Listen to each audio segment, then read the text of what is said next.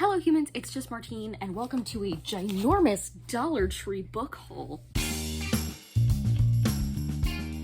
There's a thunderstorm outside and my family's upstairs, so if you hear any weird sounds, no you don't. But remember to stick around until the end of the video to see just how much I saved buying books from the Dollar Tree. I've got 9 books here today, an absolute variety of genres, age ranges, etc.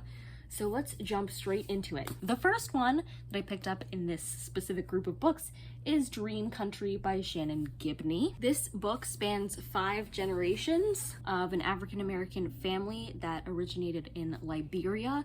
And I don't know about you, but I love a cross-generational book moment. So I think this will have lots to say. I'm interested to see how the author weaves together the histories of both America and Africa. I'm sure this is going to be like a really hard read, but I'm excited for it. It takes place partly in Liberia and partly in Minneapolis.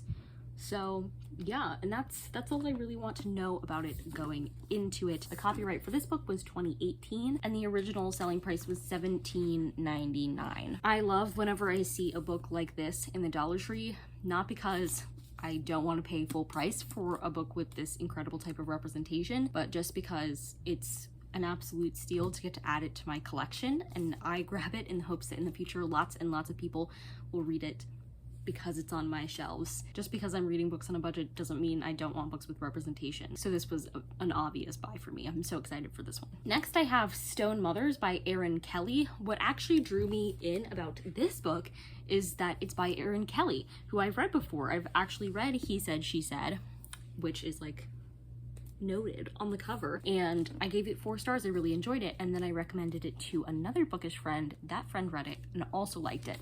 So I thought that was incredible and twisty and just crazy, so I wanted to give Erin Kelly another shot, especially when I saw one of their books at the Dollar Tree. Yes, please. This book appears to be about this girl who fled her hometown a long time ago, and there was like maybe a dead body involved in that anyway, and she has to return to care for her sick mother. That's on that. The copyright for this was 2019 and the original selling price was $26.99. So $27 for this, but I got it for $125. Next we have Deviate by Jay Kristoff, which is actually the second book in a series. But super cool fact about why I picked this up, even though it's a sequel. It's because it's a sequel in a series that I've been wanting to read, so that's 1. 2, my library has the first book from the series as an ebook or maybe an audiobook. Either way it has it, but it does not have the second book. So now I have the second book, so I can read the first book from my library, boom, have this, which is actually not the only one in this haul who that fits into, so that was very weird. But I saw this and I was like, Jay Kristoff, yes. And I've been meaning to get around to this series, but I didn't want to read the first book, love it, and not be able to read the second, so problem solved. I don't know anything about this series, to be honest.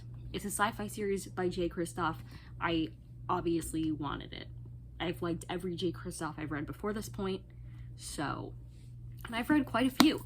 I've read Nevernight, the whole trilogy. I've read the Illuminae files. So yeah, I've read most of Jay Kristoff's books. So I was like, yes, absolutely. The copyright for this is also 2019 and there was no actual price written on it, which was very confusing. That might be because it's like one of those weird hardbacks that's just like bare. But I looked it up and a hardcover of these usually sells for about $18.99. So following that trend of my library has the first book but not the second, I grabbed Crown of Thunder, and I had never heard of this series before, but when I went on my library app to see, because I like to, when I see a sequel, I check if my library has it, and I noticed that I'd added it to my incredibly long library wish list, and I was like, that's crazy, because I thought I hadn't known this series, but then look, I had indicated that I wanted to read the first book.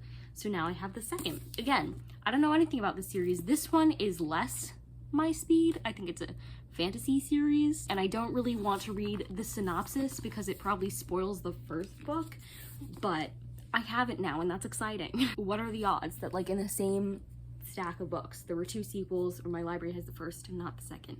Cool. And I'm interested in reading the series. Great. Copyright for this is 2018 and the original selling price was $17.99. Next I have Sour Heart by Jenny Zhang, which is a short story collection, and it's about the immigrant experience in America. It's the author's debut collection, and it specifically talks about the experience of being adolescent through the eyes of Chinese American girls in New York City. Across generations, different continents, super exciting stuff, but the thing that ties it together is that the POVs are always daughters of Chinese immigrants. Another interesting representation plus a short story collection. The short story collection from the Dollar Tree has never done me wrong up to this point, so whenever I see them, I grab them because I don't have a lot of short story collections in my book collection, and I enjoy them. The copyright for this was 2017 and the original cost was $26. Next, we have another short story collection, Property by Lionel Shriver. This is not only some short stories, but also 2 novellas in here, which is pretty interesting. All of these stories are basically about property, both like real estate and stuff. These pieces illustrate how our possessions act as proxies for ourselves, tussles over ownership and power dynamics. It all just seems interesting. I like a novella, I like a short story, and this was on the New York Times Book Review 100 Notable Books of 2018, which is super cool. Copyright for this, 2018. That's why it was a notable book that year. Original selling point was $16.99. Next, we've got what I believe is a middle grade book. Yeah, it's for ages 8 to 10, and it's Honeybees and Frenemies.